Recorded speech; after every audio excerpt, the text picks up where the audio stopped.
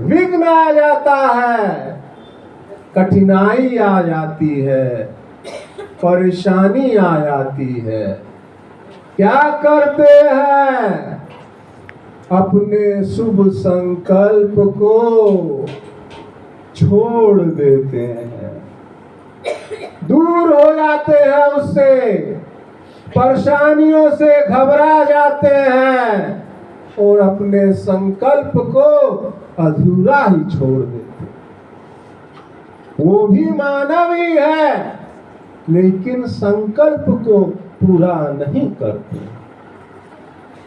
तीसरे तरह के जो मानव होते हैं, वह भी अपने जीवन में संकल्प लेते हैं। वह भी संसार के लिए शुभ संकल्प लेते हैं और कठिन से कठिन विघ्न आने पर भी, कठिन से कठिन परेशानी आने पर भी अपने दृढ़ संकल्प को छोड़ते नहीं है। ऐसे ही मानव को महामानव कहा जाता है। हमारे वर्तमान सदगुरु प्रभु का चरित्र, उनका व्यक्तित्व महामानव का है। 22 वर्ष की उम्र में ही, छोटी सी नन्ही उम्र में ही उनके माता पिता का साया उनके सर से उठ गया। परिवार भी उनके प्रति उदासीन था, संत समाज भी बिखरा हुआ था। दूर दूर तक कोई नजर नहीं आता था, और अगर संत समाज में कोई आता भी था तो वह 22 साल के युवा को देखकर संशय में आ जाता था, भ्रम में आ जाता था कि यह क्या करेंगे। लेकिन हमारे वर्तमान सदगुरु प्रभु का दृढ़ संकल्प था। उनके अंदर पूर्ण ज्ञान 14 वर्ष की उम्र से ही आना शुरू हो गया था। ज्ञान की कोई उम्र नहीं होती है, शरीर की उम्र होती है। स्वामी जी जानते थे कि अरे यह तो मेरी 22 बरस की उम्र है, अगर मैं 12 बरस का भी होता तो इसी तरह से इस ज्ञान धारा का प्रचार प्रसार करता। पूज्य कर्म गुण होते हैं, उम्र जाति नहीं होय, स्वर वेद का यह सिद्धांत है। सदगुरु कौन होता है? सदगुरु शरीर नहीं होता है।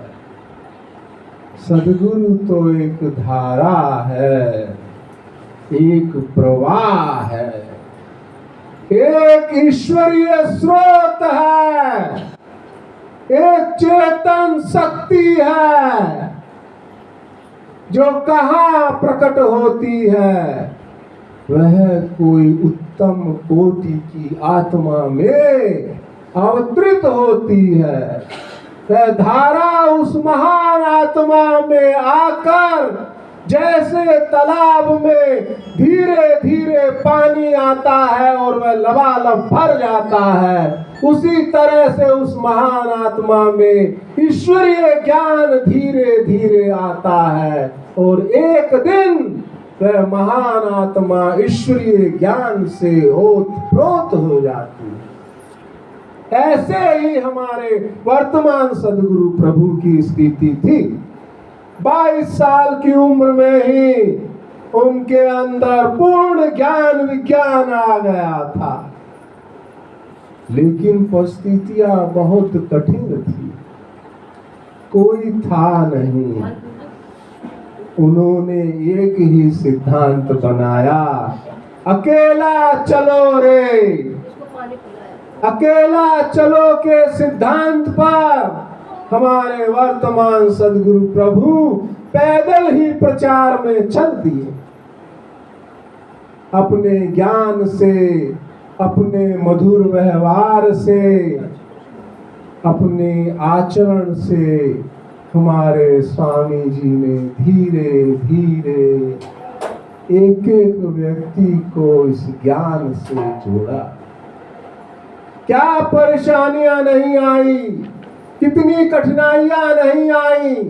वर्तमान स्वामी जी ने एक समय ऐसा भी देखा है जब प्रचार प्रसार के लिए स्वामी जी को कहीं बाहर जाना होता था तो टिकट के भी राशि स्वामी जी के पास नहीं रहती थी। वह राशि भी स्वामी जी अपने परिजनों से उधार लेते थे कि मुझे ब्रह्म विद्या का प्रचार करना है, आप कुछ राशि हमें दीजिए, मैं जब दौरे से आऊंगा आपको वापस कर। ऐसा समय भी हमारे स्वामी जी ने देखा। बिना सेवक के ही 2 जोड़ी कपड़ों में सदगुरु प्रभु प्रचार के लिए चल देते थे। आज जो प्रचार का रूप हम देख रहे हैं, आज तो सेवक भी लाखों की गाड़ियों में घूमता है और प्लेन में यात्रा करता है। ये सब कैसे संभव हुआ? हमारे वर्तमान सदगुरु के पुरुषार्थ के द्वारा। आज जो स्थिति हम लोग देख रहे हैं उसके पीछे एकमात्र हमारे सदगुरु प्रभु का परिश्रम है। बंधुओं, ऐसे महापुरुष की जन्म जयंती मनाना कितने बड़े सौभाग्य की बात है। बहुत हमारे जीवन में उत्सव आते हैं, दिवाली आती है, होली आती है, घर में शादी ब्याह होता है, घर में जन्मदिन भी आता है, एनिवर्सरी भी आती है, सभी उत्सव ही तो है। लेकिन जो जन्म उत्सव वर्तमान सदगुरु प्रभु का है वो कितना महान है। उनका चरित्र, उनका व्यक्तित्व, उनकी जीवनी हम सबको प्रेरणा देती है कि कैसे हमें गुरु सेवा करनी चाहिए, गुरु के आदेश का पालन कैसे करना चाहिए। ये वर्तमान सदगुरु प्रभु हमें बतलाते हैं। बात बहुत पुरानी है, जब हमारे वर्तमान स्वामी जी काशी की नगरी में गुरुकुल में पढ़ते थे। परीक्षा का समय आ गया। जो परिश्रम उन्होंने किया, जो पढ़ाई उन्होंने किया, उसकी परीक्षा का समय आ गया। परीक्षा देने के लिए उन्हें कल जाना है, लेकिन शाम को ही हमारे प्रथम परंपरा सदगुरुदेव भगवान का एक पोस्टकार्ड मिल जाता है, एक चिट्ठी मिल जाती है हमारे वर्तमान स्वामी जी को। कल परीक्षा के लिए जाना है, लेकिन एक दिन पहले शाम को प्रथम परंपरा सदगुरुदेव भगवान का पत्र मिलता है। उसमें क्या लिखा होता है कि पत्र को प्राप्त होते ही आप जो है वृत्तिकूट आश्रम पर आ जाएंगे। बंधुओं, हमारे वर्तमान सदगुरु प्रभु जैसे ही उस चिट्ठी को, पत्र को पढ़ते हैं और वृत्तिकूट आश्रम के लिए रवाना हो जाते हैं। वो ये नहीं सोचते हैं कि कल मेरी परीक्षा है, मैं परीक्षा तो दे लूं, नहीं तो मेरा 1 साल जो पढ़ाई का है वो खराब हो जाएगा। लेकिन गुरु के आदेश को कि पत्र मिलते ही आप वृत्तिकूट आश्रम पर आ जाएंगे, स्वामी जी ने कोई भी संशय मन में नहीं रखा और जैसे ही चिट्ठी मिली वैसे ही वृत्तिकूट आश्रम के लिए रवाना हो गए। ये होता है गुरु का आदेश। आज हम कितने लोग गुरु के आदेश को इस तरह से मानते हैं, यह एक विचारणीय बात है। बंधुओं, हमारे वर्तमान स्वामी जी के विषय में मैं क्या क्या कहूँ, कितना कहूँ। इस आत्मा का ऐसा परम सौभाग्य रहा है कि 20 वर्षों तक वर्तमान सदगुरु प्रभु के व्यक्तिगत सेवक के रूप में मुझे ये अवसर मिलता रहा। मैं बार बार साल में 3 बार 4 बार 15 दिन से 1 महीने 1.5 महीने तक वर्तमान स्वामी जी की सेवा में रहता था। मेरे जीवन में जो भी सद्गुण आए हैं, जो भी आपको अच्छा लगता है, वो मेरा नहीं है, वो मेरे सद्गुरु प्रभु का है। मेरे सद्गुरु प्रभु ने मुझे बहुत धैर्य से धीरे धीरे समझाया है, बताया है, सिखाया।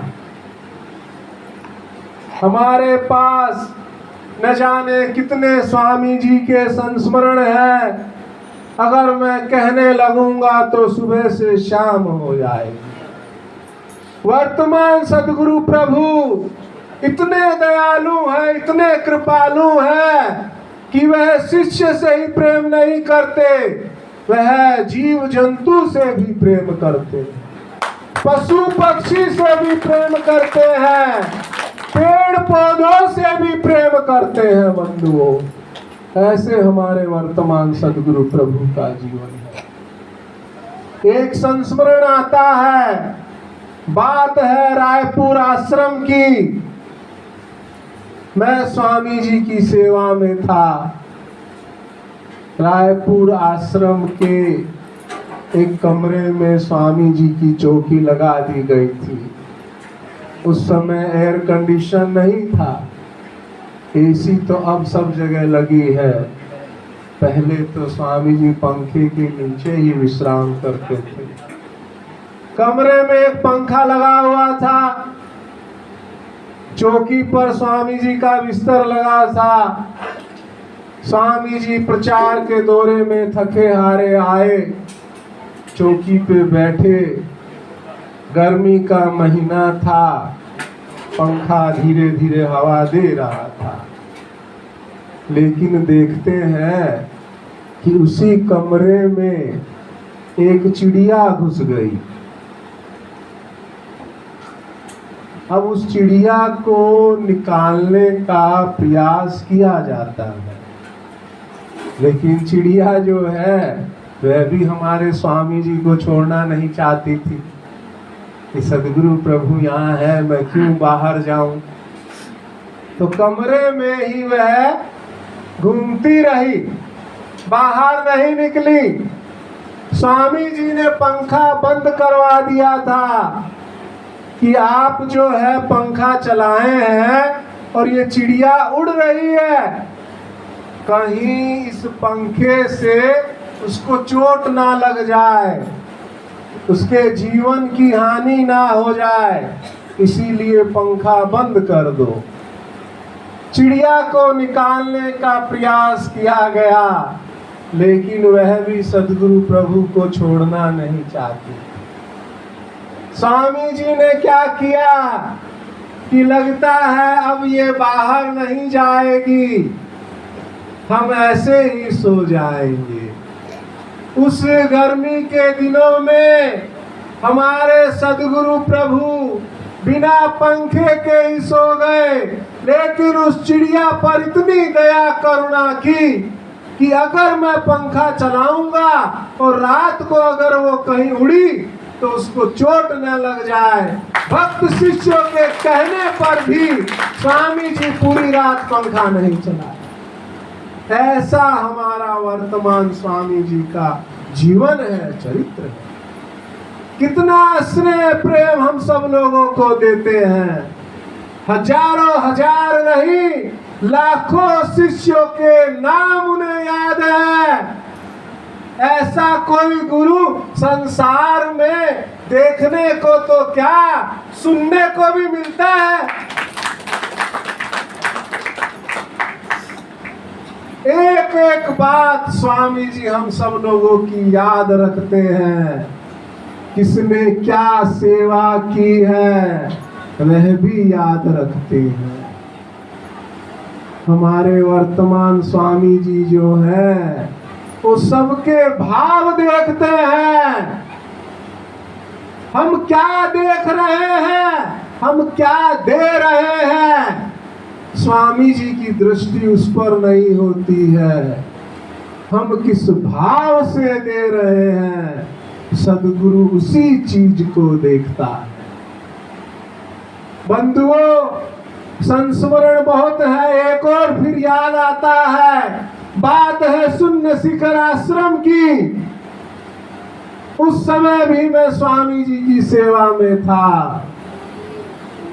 स्वामी जी के दर्शन करने के लिए लाइन लगी हुई थी। सब लोग स्वामी जी के दर्शन कर रहे थे और भेंट स्वरूप सेवा दे रहे थे।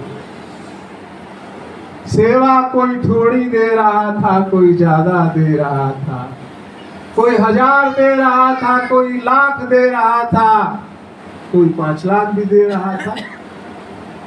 सबकी सेवा आती थी स्वामी जी के चरणों में और मैं उसे उठाकर झोले में रख लेता। कोई ना कोई माध्यम से जीव शिष्य गुरु की सेवा करता ही है। उसी लाइन में एक दंपति आते हैं, एक पति पत्नी आते हैं, गुरु भाई बहन आते हैं, वह भी सेवा देते हैं। उनकी सेवा की राशि होती है कितनी? 8000 रुपया। वो क्या कहते हैं स्वामी जी से कि स्वामी जी ये जो सेवा है, ये सेवा मैंने अपने गांव में घूमकर सबसे ली है कि मेरे गुरु का मंदिर बन रहा है, आप उसमें कुछ सहयोग करो। कोई 2 रुपया दिया, कोई 1 रुपया दिया, कोई 5 रुपया दिया। पूरे गांव से मैं सेवा लेकर आया हूँ स्वामी जी, और ये सेवा जो है आपके चरणों में मैं रखता हूँ। मैं जब उस सेवा को उठाकर झोले में रखने लगा, मेरा गुरु क्या कहता है, अरे ये सेवा आप मत उठाइए, ये सेवा मुझे लेने दीजिए। स्वामी जी वह सेवा लेते हैं और अपने हाथ से अपनी चौकी पर रख देते हैं। और जब तक शून्य शिखर आश्रम पर रहते हैं, वह सेवा स्वामी जी के सिरहाने पर तकिए के पास पड़ी रही कि देखो इस मेरे भक्त का क्या भाव है, किस भाव से ये मेरी सेवा कर रहा है। हर गांव के सदस्य के पास जाकर, घर घर जाकर 2-2 रुपया लेकर आया है और ये सेवा लेकर आया है। ऐसी सेवा कहाँ आती है? बंधुओं, भाव बड़ा होता है। लाखों की सेवा देकर हम देखते हैं कि हमारा नाम आया कि नहीं आया। वो सेवा संस्थान को जाती है, आश्रम को जाती है, उसमें नाम भी आता है, सम्मान भी आता है। लेकिन जो सेवा में भाव छुपा हुआ है, प्रेम छुपा हुआ है, वह सेवा सदगुरु के पास जाती है, उसे सदगुरु ग्रहण करता है। सेवा के भी अलग अलग विधान है बंधुओं। भाव से सेवा होनी चाहिए, नाम से सेवा सदगुरु की नहीं करना चाहिए। अरे सदगुरु को हम क्या देंगे? सदगुरु तो इस सृष्टि का शासक है। कौन कर्म जग सदगुरु बाकी, कौन भोग जहाँ सदगुरु ताकी। ऐसा संसार का कौन सा कार्य है जो सदगुरु के लिए कर्तव्य है, और ऐसा संसार का कौन सा वैभव ऐश्वर्य भोग है जिसकी तरफ सदगुरु ताकता भी है। हमारे वर्तमान स्वामी जी के विषय में जितना कहा जाए उतना थोड़ा है बंधुओं। यह उत्सव का समय है, जो लोग भी यहाँ आए हैं उन सबको सदगुरु प्रभु आशीर्वाद दे रहे हैं। हमारे मनोभाव को, हमारी मनोकामनाओं को पूर्ण कर रहे हैं। जो लोग भी बनारस में गए, सदगुरु प्रभु का दर्शन किए, आशीर्वाद लिए, जो फल उनको वहां मिल रहा है वही फल यहाँ आने वाले भक्त शिष्यों को भी मिल रहा है। वहां पर सदगुरु व्यक्त रूप में था, यहाँ पर सदगुरु अव्यक्त रूप में है। वह हम सबके भावों को स्वीकार कर रहा है। हमारे प्रिय गुरु भाई साधक विजय सिंह जी, इनके नाम के आगे मैंने गुरु प्रेरणा से साधक शब्द लगा दिया। इनका नाम है साधक विजय जी, क्योंकि यह सुबह शाम ब्रह्म मुहूर्त तीनों समय में साधना करते हैं। इनके जीवन से हमें प्रेरणा लेनी चाहिए। इनका कर्म तो गाढ़ का है, जिसे हम हो सकता है छोटी दृष्टि से देखें, लेकिन इनका भाव भक्ति का है। हम सबको यहाँ इकट्ठा करके सदगुरु प्रभु के जन्म उत्सव मनाने में इन्होंने सूत्रधार का कार्य किया है। एक बार हम सब इनके लिए तालियों की गड़गड़ाहट करते हैं और सदगुरु प्रभु से प्रार्थना करते हैं कि इनके जीवन का आध्यात्मिक भौतिक विकास हो। इनके जीवन से हमें भी शिक्षा लेनी चाहिए कि हम लोग भी ऐसा कार्य करें। सेवा जो है सेवा होती है, सेवा जो है अमीर और गरीब नहीं होती है। यह तो प्रेम का घर है, समर्पण का घर है। यहाँ पर ऊंच नीच नहीं होता है। यह तो आत्मा का खेल है बंधुओं। आत्मा महान होती है। सदगुरु का शिष्य जो गुरु की सेवा कर रहा है, प्रचार प्रसार कर रहा है, वह साधारण नहीं हो सकता।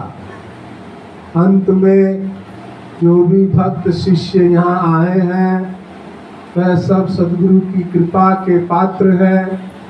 सबने जिस रूप में भी इस कार्यक्रम में सहयोग दिया है, सभी ही गुरु की करुणा के अधिकारी हैं।